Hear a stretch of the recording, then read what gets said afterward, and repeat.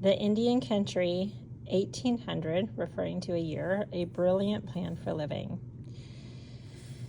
This is the Indian Country, 1800, a brilliant plan for living. That's the title. The source is the Newberry Library's Lewis and Clark in Indian Country virtual exhibition from 2005. The people of the Corps of Discovery encountered on their 2.5-year round-trip journey to the Pacific belonged to well-ordered communities. While not a country in the European sense, the region of the Americans traveled 2 centuries ago was bound together by common values and customs.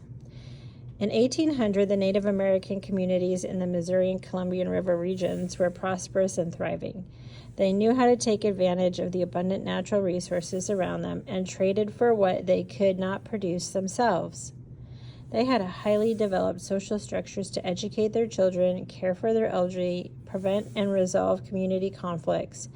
As Frederick Baker once commented, they did not need schools, police, jails, and social workers. They had a brilliant plan for living. Subheading for creators. For the people of the Indian Country, creation was not a distant event. They believed that the world was a product of ongoing creative acts involving many supernatural forces. Elders explained that the cosmic forces that made the world continue to be present above and beneath it. They told stories of spirit beings who wielded immense power affecting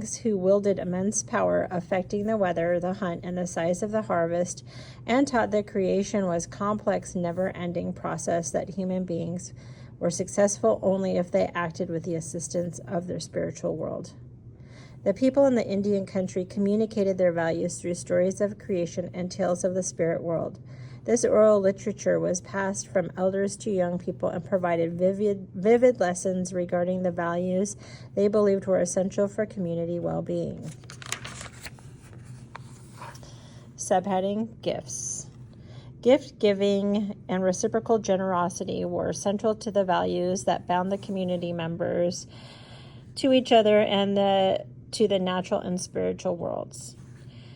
People in the Indian Country believed it was wise to show respect and gratitude to the spirit beings by offering them presents and prayers. Gifts from the creators, healthy children, good crops, and successful hunt, were called gifts in return. The steady flow of generosity within and between communities also facilitated social harmony. In villages and hunting bands, people organized their lives to discourage greed and draw individuals into a web of mutual support.